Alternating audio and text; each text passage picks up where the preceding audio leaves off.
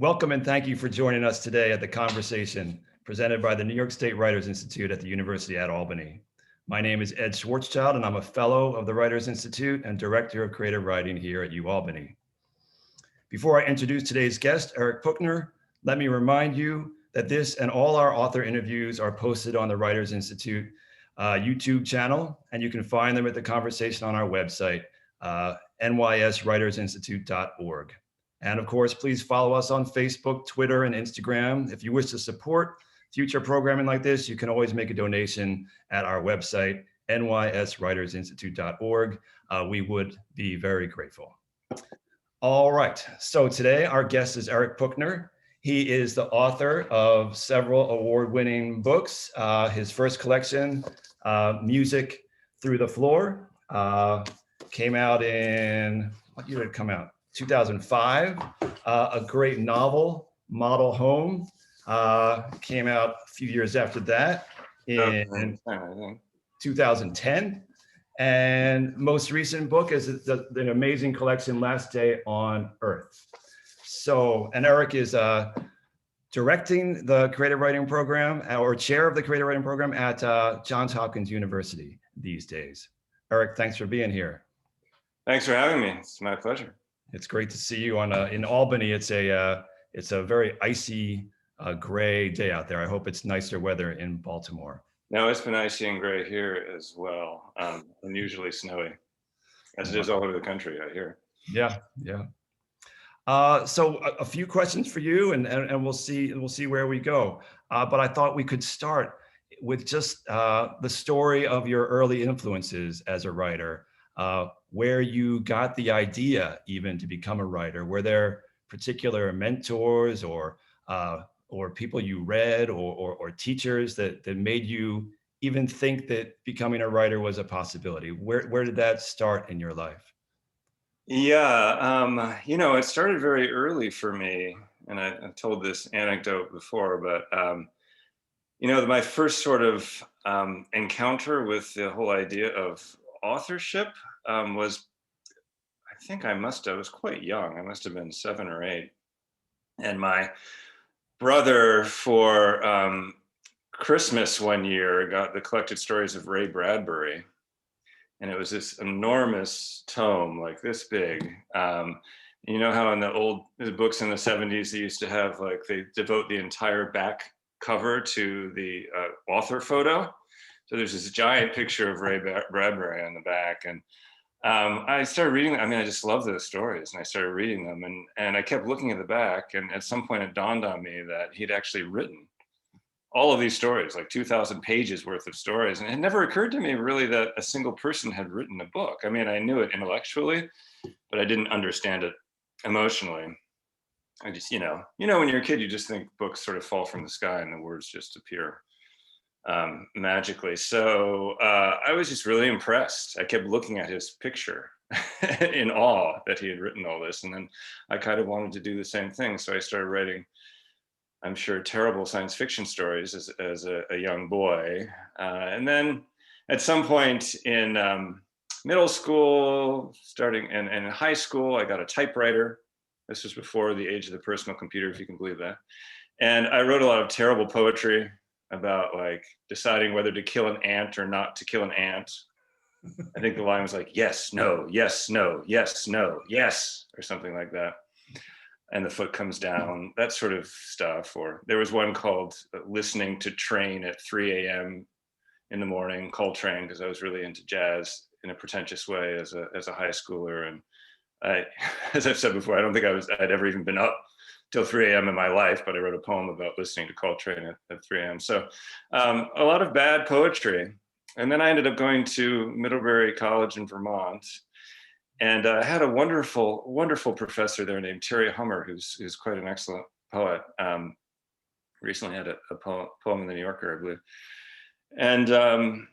And he really inspired me. And it was the first time that I had read contemporary literature, really, honestly, outside of Ray Bradbury and a few others. And I remember very clearly, he was also my advisor. And I went to see him at one point, and showed him some poems of mine, and there was a particular poem which I think was trying to be a haiku. I won't even tell you what it's about because it was so horribly embarrassing. And he picked up a stack of contemporary short story collections. I forget exactly which ones because he gave me so many over the years in college, but I think Charles Baxter was in there, his collection, A Relative Stranger, which is, near and dear to my heart. Maybe an Amy Hempel collection, possibly a Raymond Carver collection. And he sort of handed me this stack of stories and said, "Hey, take a look at these." And I think he was tacitly trying to tell me that I was a terrible poet and I should try my hand at fiction. And I fell in love with the short story at a young age. I mean, of course, there's Bradbury in those stories, but it was, I think, freshman year in college or sophomore year when I started reading contemporary short story collections and just fell head over heels in love with the form and started writing them myself. And that's the first time that I thought seriously in a sort of unromantic way or partly romantic way, what it might mean to, choose writing as a vocation. Do you remember you mentioned the Baxter, you mentioned Hempel. Do you remember what it was in those stories that kind of clicked in your brain, or how the world's being described there and the characters being described there were different from what you fell in love with in Bradbury? Like what shifted once you started reading contemporary literary fiction? Yeah, that's a really good question. I'd never really framed it in those terms before. I mean, I'll tell you what clicked where the similarity lay. It had to do with sort of defamiliarizing the world in a way that I found really thrilling. I mean, Carver gets a lot of attention for being a sort of, quote unquote, dirty realist, but he's a profoundly strange writer. I think he has more in common with Kafka than he does, say, Richard Ford, honestly. I mean, that extreme form of minimalism is a way of sort of defamiliarizing the world and making it new and strange and funny as well, and horrifying at the same time. So it was that impulse to sort of defamiliarize reality I found irresistible, and I always have. And I've always been drawn to language more than anything else. And the writers that made a deep impression on me have always been writers who care deeply about language, and not necessarily in a sort of flashy, ornate, or way, but in fact, the writers I'm usually most drawn to are ones that manage to, like Joy Williams, for example, was another sort of early hero of mine, and continues to be a huge influence on me and a huge hero for me. Are writers that sort of wed a minimalist style with a kind of strangeness and a particular sensibility, which makes the familiar seem strange. And that's always the short story, I think, specializes in that. It's a profoundly strange, weird form to begin with. Its DNA is in the ghost story, I mean, the first short stories, we're talking about Poe, we're talking about Hawthorne, we're talking about a fantastical sensibility, a strange sort of haunted sensibility. And I think even though the short stories evolved into being primarily, although this is changing in the past, say, 10 years or so, primarily a sort of realistic genre, it's maintained that element of weirdness in a way that's always drawn me to it. Yeah, I mean, can you recall a particular story that you were writing that you realized that, I mean, like some change between the poems that weren't working out and then you started, was there a story that clicked for you where you thought, okay, I can do more of this? Or do you have a memory of a particular story you worked on that something shifted? I do. I mean, I wrote a thesis in college, and those stories, while not being particularly great stories, they felt like stories to me. I mean, before the challenge wasn't writing an interesting sentence, because I honestly feel like I could always do that. Some were better than others, absolutely. But I did have, at an early age, I recognized that I had some talent for that. And hence my sort of interest in poetry, I think. The trick, though, is, and it's something that you're not born with, is the ability to sort of scratch that story itch in people's brains when they pick up and read something. You have to take an idea, you have to take a particular flair for language, you have to take an arresting sensibility, an eye for arresting imagery, and turn that into story. And that's something that you have to learn. And it wasn't until college where I was able to write my first stories that I think were functional as stories, which is very, very difficult. And I don't think people realize how difficult that is. When I was teaching at Stanford Continuing Studies, which I did for a number of years, we would get a lot of people sort of late in life who were like ex-CEOs or had retired and decided they wanted to be a writer, and all they had to do was like sort of magically sit down and they could write a novel. It's as if somebody thought that they could design a brilliant building without going to architecture school, knowing nothing about architecture. There's this idea that, novels just sort of fall out of the sky and they're products of divine bolts of inspiration. But of course, that's not true. It takes an extraordinary amount of practice in order to be able to do it well. And, you always read someone's debut novel, but you don't read all those novels that failed before they wrote their debut novel. I think Graham Greene, don't quote me on this, but I think Graham Greene wrote like 7 novels or something before his first novel was published. So there's a long apprenticeship. Yeah. And I think, I encounter this with my grad students and my undergrads. They just have no idea how long it takes. They just are totally unprepared for the reality of the amount of work and doggedness that's required in becoming a writer. But there was I do remember a story that I wrote. It was the first story I ever published that I wrote when I was at University of Arizona getting my MFA in fiction. And it was the first time where I had an idea for a story that sort of animated me to such a degree that my heart started to palpitate. I felt a little dizzy. I felt like my blood pressure was through the roof. I was doing a lot of pacing. I entered that kind of altered state, which is the kind of ideal, probably not great for your health, but the ideal state for a writer to be in. And the story was called Atlantis, and it was about a boy who comes home and finds that all the furniture in his house has been thrown into the swimming pool. And it has to do with something that his father has been doing, an altercation between his parents. And that is the sort of feeling that I've been chasing ever since. Yeah. Oh, that's great. That's great. Thank you. I mean, we've been talking about stories. We've been talking about poetry that didn't sort of lead you to become a poet, but you became a story writer. But you're also a novelist. You're also a nonfiction writer. Your nonfiction essays have been in GQ. Your stories have been in Best American Short Stories. Your novel was recognized by the American Academy of Arts and Letters. I mean, your writing goes across.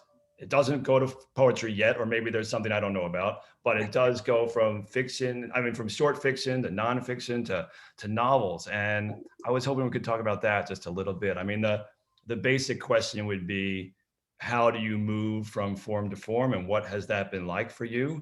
The other, a more complicated question would be something along the lines of, how do you know, and when do you know that it's going to be a story, it's going to be a novel, it's going to be a nonfiction essay? How does that work for you? Yeah, those are good questions. I guess I'll tackle the second one first. I know from the very beginning what form I'm going to write in. That, to me, those are 3 completely separate forms with completely separate expectations, completely separate, although there's no formula or rules. They do have they have completely separate agendas as pieces of art for me. So, a short story, for example, I mean, it's commonly said, it's become a cliche that a short story has more in common with a poem than a novel. I don't know if that's necessarily true, but it's truthy. There is some truth in it, I think. Short stories have that economy, that compression, that sort of supercharged feeling in every sentence that you find in poetry, and that you don't necessarily find in a novel. Novels are completely different. And I was never when I sat down to write Model Home, my first novel, I never wanted to write a short story writer's novel. I never was drawn. I like story cycles. I like that whole form, but I was never drawn personally to a story cycle. I wanted to write a novel that felt very much like a novel, and that, you read the ending of a chapter and it didn't feel like the ending of a short story. It maybe even ended on a cliffhanger, so you wanted to read the next the next chapter. So that was completely different experience for me. And writing nonfiction is completely different for me. In some ways, it's the easiest form for me. I have a sort of natural nonfiction voice that comes out, and it's always the same. I don't have to shift between perspectives and voices as I feel like I should do when I'm writing fiction. It's somewhat effortless. The writing itself is somewhat effortless. The difficulty in nonfiction is getting that all down and then trying to figure out how to shape it into something that's more than the sum of the parts of its parts. That's the difficult part for me with nonfiction. So sort of like shooting a documentary or something. The hard part is going back and editing it and trying to turn it into something shapely and beautiful and moving and meaningful and all that stuff. Short stories, they're harder the first time, but I think easier on the back end. That makes sense. I think you've done a great job of clearly stating how the three are different in terms of how you approach them, and that makes a lot of sense, and it's good to hear. If one wanted to connect your stories and novel and nonfiction, I mean, one might talk about family as you know, as one of your great subjects, perhaps. And I was wondering if you could talk a little bit about, family in Model Home, family in the collection of stories, family often in the I would say I haven't read all the nonfiction, but often in the nonfiction that I have seen. How do you, what's the way to ask this? It seems like you can't escape family. You can't escape writing about family on some level. And yet you always make it fresh and new and exciting and disturbing and beautiful. How do you keep coming afresh to this topic that you return to? I have no idea. You agree. Maybe you'll say, no, I don't write about family at all. That's a complete. No, I really have no, clearly we all have our obsessions as writers, and no matter how hard we try to avoid them, they come out anyway. In my last collection, Last Day on Earth, there's a story, Beautiful Monsters, which is a kind of a science fiction story. It's kind of my tribute to Ray Bradbury. I think of it more as a fable, honestly, than a science fiction story, but it certainly has science fiction elements in it. And it turns out it's all about what it means to be a family and to have a father. It's a way of sort of defamiliarizing fatherhood. I just return to that particular obsession. Where that comes from, you would need a therapist couch and probably a different degree in order for me to answer that question. I have no idea. But yeah, my two obsessions seem to be family and death, and I don't really know what that means. Probably not a good sign, but who knows? It just comes out, and often I'll write a story having no idea what it's about, honestly. My first drafts are always exploratory. And even after publishing it, I sometimes have no idea what the story actually is about. And then it goes out into the world, and then a critic will review the book, and they'll find all these, nifty connections and rhymes between the stories, and they talk about me being thematically obsessed with family and what it means to be a child and to be a man that behaves like a child and all that stuff. And none of that was conscious on my part, right? It's sitting there. It's my material. Yeah. Nothing I can do about it. Yeah. Well, maybe one or two more questions. Just picking up on what you were just saying. The most recent book, Last Day on Earth. Can you talk about how you do? I take what you're saying about there's so much that you as the writer are unaware of, as you're working on. You're focused on other things. You're focused on beautiful sentences. You're focused on scratching that story itch. You're focused on sort of nailing the landing and everything else between the beginning and the landing. But when you're assembling the stories, when you're thinking about a collection, how did you put the book together? At what point did you know it was done? I know you wrestled with titles a bit. You probably, I imagine, wrestled with the order of the stories. Can you talk about that just a little bit? Sure. That's one of the hardest things, is knowing when a book is done. I worked on that book for a really long time. It's partly because I had two small children that I was raising. So probably that's where the obsession with family comes from. But yeah, I mean, it took me a long time to assemble that book and feel like now I have the stories for a book, and I'm proud of all these stories. And for every one of those stories, there probably were two other stories that I abandoned. I write stories all the time. Even when I'm working on a novel, which I'm working on now, trying to finish up a novel, I'm writing a story here or there. And I've written two stories in the past year, neither of which have reached a form that I want to send them out to the world, and may never reach that form. So you write at least twice as many stories as end up in a book. And then it's that, a story is never finished, just like a book is never finished. You reach a point where you give up trying to make it better. You make it as good as you humanly can make it, right? As humanly possible. Because if you don't do that, there's no point in writing, really. If you haven't made something as good as you can possibly make it, then there really isn't any point. That doesn't mean it's as good as somebody else could make it. It doesn't mean it's reached some ideal platonic form of short story. Of course not. It's still flawed, but it's as good as you can make it. And that means spending a really long time on them. It means writing draft after draft, sometimes 10 to 15 drafts of a story. It means resisting the impulse to send it out too early. It often means sitting it, putting it in a drawer and waiting a year and returning to it until you have a new perspective on it, all that stuff. I mean, you hear that again and again from writers. This isn't news to anybody, but it's so true. I mean, if there's any formula for writing, it would be sort of talent plus time and hard work plus hard work equals short story. Yes. Yeah, I was reading something, I think from Peter Orner the other day, who talked about taking a mirror, holding up to his life, shattering the mirror on the ground, picking up a piece of the mirror, staring at it for a very long time, and that's how you make a story. But a different way of thinking about time and talent and hard work. Go ahead. No, nothing. I was just going to make a joke about shattering mirrors, but go ahead.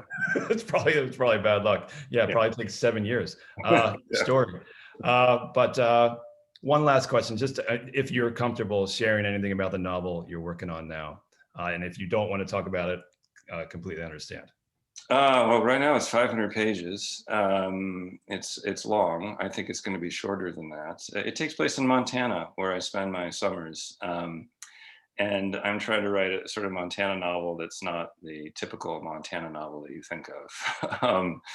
It's about the West, but from a sort of Californian's perspective of the West. But it revolves around a house that actually has been in my wife's family for generations, in which we go to every summer. It's if I do say so myself, ambitious. It covers a lifetime and actually projects into the future. It's partly about global warming. And that's one of the things that I'm sort of struggling with right now is that, I've been writing it for a number of years before the pandemic hit. And before some of the information about the sort of, specificity of the direness of the sort of global situation in terms of the weirdness of our weather and the sort of accelerated clip, which is happening.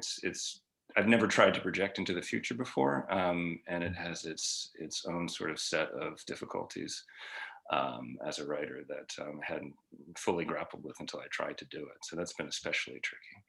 Yeah. Oh man, I can't wait. But it reminds me, I do want to ask one more question if you don't mind. I know I said that was the last question, but just one more before we take a break. We started talking about, how you gravitated towards fiction and your teacher at your professor at Middlebury, and now you've been a professor for a long time now at a couple of different places, and you're doing a lot of teaching. I wonder how those, can we bring it back to that and sort of go full circle and talk about what it's like to be on the other side of the desk now and how that affects your writing or what teaching gives back to you now? Sure. I mean, I think it's in some ways the only sort of tenable life for a writer these days, honestly, just on the practical level. It's the only job where you can do something that you like or even love, in my case, for half the time and still have time to write in the summers or between classes or during that month and a half or 2 months over winter break. So I think a lot of writers sort of gravitate towards academia out of necessity. But also I love to teach, and I think it's a good combination for somebody like me who is a bit of an extrovert, but also spends a lot of time in my head. Obviously, I mean, if I'm sitting writing a novel, that's all time spent in my head, and I have difficulty communicating with my family if I'm deep into that. It's good for me to get out into the world and exercise that sort of performative muscle as well. I also learn a ton from my students, frankly. Both when I have a super talented writer and also when the writing is less great in its early form or its inchoate form. I learn a lot from that as well. And the students at Hopkins, obviously, they're brilliant, hardworking, wonderful students. So I'm teaching a readings class right now, which is about genre. So we're reading sort of classic works of genre and then pairing them with literary writers who tried to tackle that genre. And it's just been super fun to hear. I mean, they've all read much more genre fiction than I have, so they have a lot to tell me about the various genre tropes that are being played with. So it's, this class in particular feels collaborative in a really wonderful way. Great. Oh, thanks so much, Eric. I want to see that syllabus. I want to take that class. I want to read the new novel. But we're gonna stop the conversation here. I just want to remind everybody that all these books are available. Last Day on Earth is the newest one. Model Home, an incredible novel, and the first collection, Music Through the Floor. You can check out Eric's website, ericpuchner.com, and we'll have links to that, along with this interview. Eric, thanks so much for being here. Thanks for giving us your time and your thoughtfulness today. My pleasure, Ed. Thank you.